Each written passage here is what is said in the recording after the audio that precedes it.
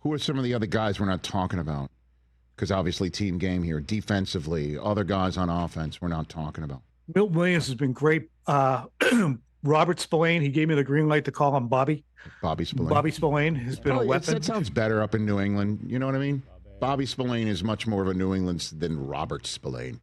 You know? Who were you out with last night? It was just me and Bobby Spillane. Yeah, right. It just rolls. It rolls off. It rolls off. Yeah.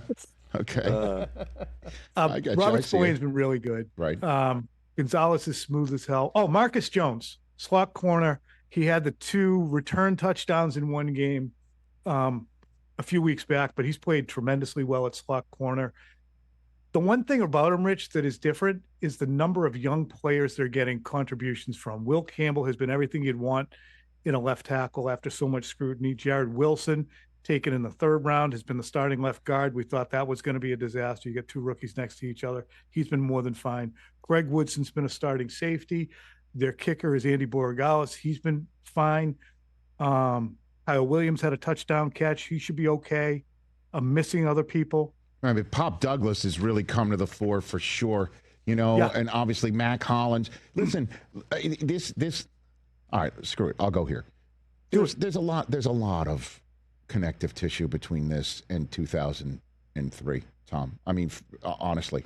I mean, 2001, my bad. There's a lot of connective tissue between here and 2001. Second year quarterback, coach second time around, bunch of guys he's throwing to that, obviously fantasy football wasn't going down back then, but a lot of guys that weren't the bold-faced names, no offensive players of the year on this team, right?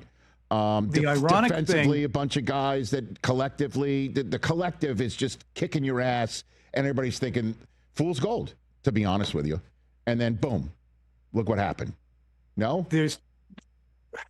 Again, it's the Cam Newton take, and I'm not being a dink. It's from 30,000 feet. You're exactly right. When you really get into it, which I love because it's been my job, and I should have a doctorate in this stuff because I've been doing it. The reason it's different is when the Patriots were by far the 30th best team in the league. Were they 30? No, 31st best team in the league because Houston came in the next year. They were the 31st best team in the league by a fair amount. The reason, when Bledsoe got hurt, you're going to a 6th-round quarterback. You're already dealing with a coach who was a disaster in Cleveland, who went 5-11. Now you're 0-2. They were horrendous in free agency previously. They were not expected to do anything. They were 5-5 at the midpoint after just hanging around with the St. Louis Rams. I was enthused by the team because they were watchable, and you could see that there was some traction there. And I knew that, believe it or not, because I was not a big Bledsoe guy by that point, I knew that Brady was going to be their quarterback once he started playing, because he was just that friggin' good. But that team overachieved in a bizarre way. They didn't have the 3rd overall pick. They didn't have a guy who was a former coach of the year. But that team did have some real talent on defense. They had Law, they had Malloy, Brewski, they had McGinnis, Will Fork, all of them. He was not there yet. Oh, Will Fork wasn't there yet? I'm a doctorate. Okay. I told you. Okay, my bad. I should let you talk. My bad. I've done enough. No. But so where does this wind up? I mean, is there reason to believe that the gold is real? At the end of the day, there is. Huh? There's reason. There's reason to believe for this year, right now. I mean, right now, you and I are talking. They are ahead of the Buffalo Bills. They're ready to break that streak in the division, and they are threatening for the conference. They're threatening to put the road to the playoffs through Gillette again.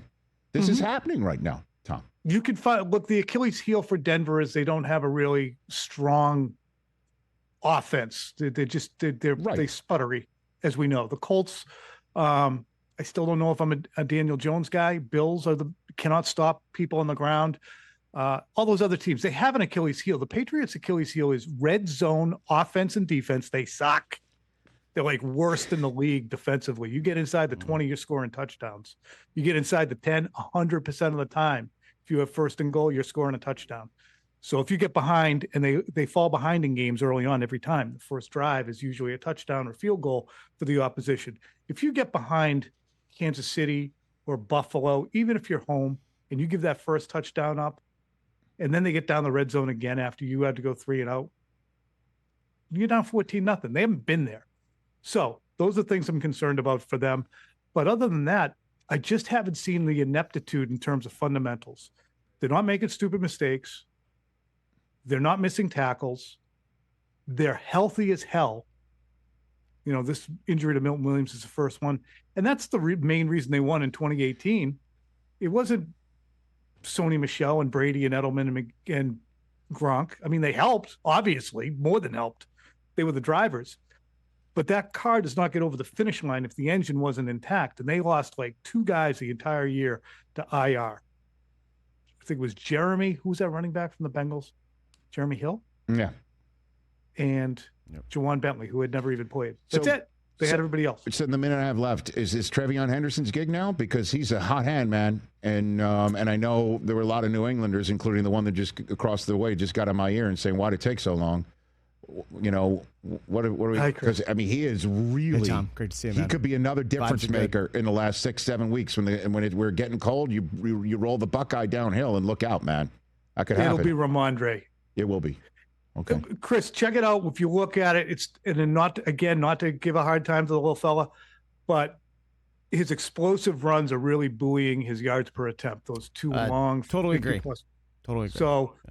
I would give the ball to Ramondre on first and second down. If somebody's going to get 18 carries, make sure it's Ramondre. But I do think that Henderson really built up a lot of confidence in the number of things he was able to do in the last couple of weeks. Say, all right, I got this now. Hey, you made it all the way to the end. Thanks for that. Check us out every single day streaming live on Disney Plus and the ESPN app 12 to 3 Eastern.